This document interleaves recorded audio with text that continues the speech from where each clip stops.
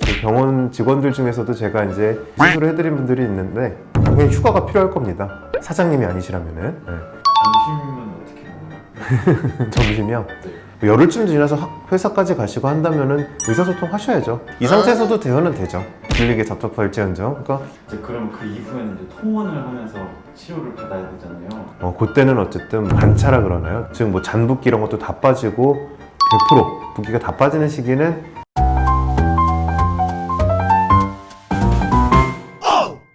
안녕하세요. 정선비 정한울입니다. 제가 지난번에 학생분의 질문에 대한 답변으로 학생들 입장에서의 양악수술의 어떤 시기 이제 이런 것들에서 말씀을 드리다 보니까 또 주변에서 직장 다니시는 사회생활을 하시는 직장인들 입장에서 어떤 수술의 시기 회복 이런 것들에 대한 질문이 좀 있었어요. 그래서 오늘은 그런 직장인들 입장에서 과연 어떤 휴가를 그러면 얼마나 내야 되느냐, 수술 전후로 회복 기간이나 이런 수술을 위한 기간들을 어느 정도로 하는 게 필요하느냐 이런 것들에 대해서 한번 말씀을 드려보려고 합니다. 사실은 이제 뭐 직장인이라고 하면은 이제 회사 생활 하시는 분들이 아마 제일 좀 많으시지 않을까. 그랬을 때는 얼굴뼈 수술을 계획한다고 했을 때, 양악 수술, 악교정 수술을 계획한다고 했을 때 당연히 휴가가 필요할 겁니다. 사장님이 아니시라면은. 어쨌든 그 휴가를 내야 되는데 그럼 도대체 휴가를 얼마나 내야 되느냐? 저라면은 한 2주 정도? 보통 한 2주 정도면은 어떤 업무든지 복귀해서 하시는데 아주 심각한 지장 정도는 주지 않을 거다라고 보통 말씀을 드려요. 사회 초년생 기준으로는 2주 휴가 내는 것도 어렵죠. 사실은 이제 젊고 건강하시고 이런 분들은 훨씬 짧은 기간에도 빨리빨리 회복하신 거 저도 너무 잘 알죠. 그래도 저는 조금 더 이제 신중한다고 봤을 때 2주 정도로 말씀드리는데 저희 병원 직원들 중에서도 제가 이제 수술을 해드린 분들이 있는데 5일 만에 나와서 근무를 한 직원도 있었어요. 제가 나오라고 하지 않았어요. 충분히 쉬고 충분히 회복이 된 다음에 이제 나오도록 했는데도 한 5일째만 해도 나와서 일을 하시더라고요. 주말까지 다 합쳐서 열흘 가는 충분하죠, 사실은. 충분하지만 그래도 너무 짧게 말씀드리면 모두가 다 이제 그걸 기준으로 이 정도면 되겠지 이제 이렇게 생각하실까봐 제가 섣불리 짧은 기간을 말씀을 못 드리는 건데 젊고 건강하시고 전혀 이제 이런 문제 없으신 분들이라면은 제가 제시하는 기간들 이런 것보다 분명히 더 빠른 시일 내에 훨씬 더 컨디션들은 좋으실 겁니다. 그래도 최소한의 마지노선은 보통은 2주라고는 말씀드리고 넉넉하게는 한 달 정도 이렇게 말씀을 드리는 것 같습니다. 점심은 어떻게 먹나요? 점심이요? 뭐 점심이든 저녁이든 아침이든 유동식이죠. 열흘쯤 됐을 때는. 그 뼈를 어떻게 고정을 하느냐, 튼튼하게 고정을 했느냐. 또 어떤 분들은 튼튼하게 고정을 하려고 해도 뼈가 굉장히 약한 분들도 있어요. 특히 이제 양악 수술에서 위턱 같은 경우는 정말 뼈가 얇고 이런 분들은 그 회복 기간을 다른 분들에 비해서 조금 늘려야 되는 경우가 필요한 경우들이 분명히 있습니다. 근데 이제 특히 그런 분들 같은 경우에 아직은 그런 강한 저장력이나 이런 것들 좀 피해야 되는 경우들이 많거든요. 그래서 열흘쯤 지났을 때 이제 점심을 뭐를 먹어야 되느냐라고 했을 때는 유동식, 이런 미음류, 죽류. 그리고 이제 요새 죽 전문점들 많이 있잖아요. 이제 그런 데 가셔가지고 잘게 갈아달라고 이제 요청을 하시면은요. 또 오물오물 씹을 수 있게끔 해주시거든요. 그래서 아무래도 이제 그게 초반에 가장 많이 먹을 수 있는 것들이고 탕이나 국물류들 이런 것들도 충분히 영양 섭취에 도움이 되니까 그런 것들 드시는 것들은 괜찮습니다. 의사소통 가능한 열흘째 양악 수술을 한다고 이제 목소리가 나오는 그것들은 뭐 차단하는 성대를 어떻게 하고 이런 건 아니기 때문에 목소리 충분히 나오고 대화 다 가능합니다.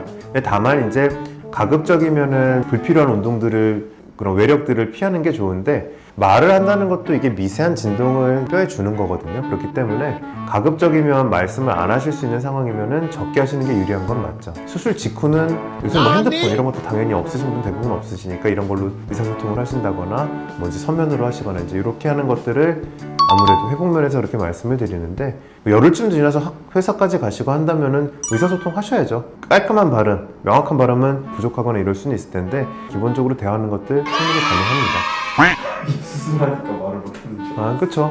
뭐 스플린트라고 불리는 장치들을 끼고 고무줄이라든지 이런 걸로 끼고 기부스처럼 장착하는 기관들이 있는데 이 상태에서도 대화는 되죠. 의사소통은 되잖아요. 뭐 들리게 답답할지언정. 그러니까 그럼 그 이후에는 뭐 통원을 하면서 치료를 받아야 되잖아요. 그건 보통 어느 정도 뭐 특이사항이 없다면은요. 어쨌든 빠른 시일 내에 교합이나 턱 관절이나 이런 것들이 우리가 수술한 대로 잘 안정적으로 유지가 잘 되고 있고 환자분의 어떤 근육이나 이런 인대 이런 것들도 바뀐 얼굴에 잘 적응하고 있는지 체크하는 기간이 반드시 필요합니다. 그 와중에 중간에 분명히 실밥을 빼는 단계도 분명히 있을 거고, 그다음에 우리가 그 웨이퍼라고 하는 장치를 끼는 기간도 병원마다 다 달라요, 철학이. 그래서 보통 양악수술 기준으로 말씀드리면은 일주일째 경과를 보고 이제 실밥을 제거하고 경과를 보는 2주차가 있을 거고 3주차 때도 봅니다. 그 다음에 저는 5주차 때 봅니다.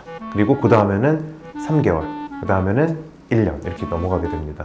이게 초반에 자주 보는 이유는요, 뭔가 문제가 있었을 땐 초반에 조치를 할수록 더 빨리 잡을 수가 있어요. 그게 이제 대표적으로 관절 교합 이런 것들은 더더욱 그렇기 때문에 초반에 제가 이제 일주마다 보는 것들은 문제가 생길 수 있기 때문에 이렇게 보는 이유인 건데, 그때는 어쨌든 반차라 그러나요? 지금 그렇게라도 하셔서 오시거나, 저희 주말 진료도 있으니까요, 그런 때를 이용해서 오시거나 혹은 뭐 야간 진료 이런 것도 있으니까 잠깐이라도 짬을 내셔서 경과 체크하러 오시는 게 중요하다라고 생각을 하시면 될 것 같습니다. 이제 뭐 직장인들이라고 보면은 이제 다양한 일들을 하실 텐데, 특히 이런 방송 쪽, 이제 어떤 뭐 촬영, 뭐 사진 작업이든 이런 영상물이든 하시는 분들이 특히 요새는 굉장히 많잖아요. 이런 경우에 얼굴을 노출시키고 이제 일을 하셔야 되는 분들의 경우에 언제 이런 게 가능하냐라고 이제 그런 질문들도 많아요. 그때 얼굴 촬영하는 거에 대해서 가능하냐 안 가능하냐는 그 붓기가 얼마나 조절이 되냐가 결국은 중요하다고 봤을 때, 제가 이제 수해드리는 환자분들 경우에는 되게 수술하고 한 2주에서 4주 정도 지났을 때 한 80에서 90% 정도 빠진다고 말씀을 드려요.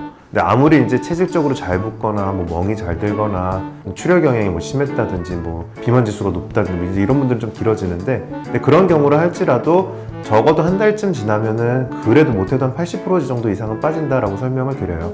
그러면은 내가 수술을 받았는데 완전히 내 얼굴이다, 즉 뭐 잔붓기 이런 것도 다 빠지고 100% 붓기가 다 빠지는 시기는 이론적으로는 6개월은 돼야 돼요. 어떤 뭐 촬영 업무를 해야 된다, 이제 이렇다고 했을 때 큰 붓기만 빠져도 뭐 큰 무방하다, 혹은 요새처럼 뭐 마스크를 끼고 하는 정도다라고 하면 한 달이면 그 정도는 충분할 거라고 보고, 근데 다만 조금 더 이제 어떤 얼굴이 다 노출이 되고 특히 연기를 하신다거나 정말 미세한 것들이 중요한 분이라면은 최소 2달 정도지 않을까. 근데 6개월까지 직업적인 그런 방송 일을 다 쉬는 게 뭐 대부분 불가능하기 때문에 그래도 한 2달 정도, 한 95% 이상 좀 빠지지 않나, 그렇게 설명을 드립니다.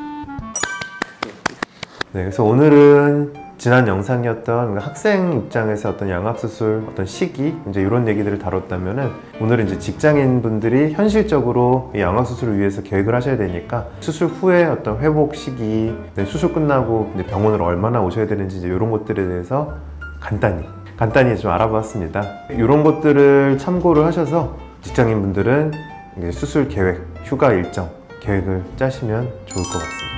영상이 도움이 되셨다면 구독과 좋아요 부탁드릴게요. 감사합니다.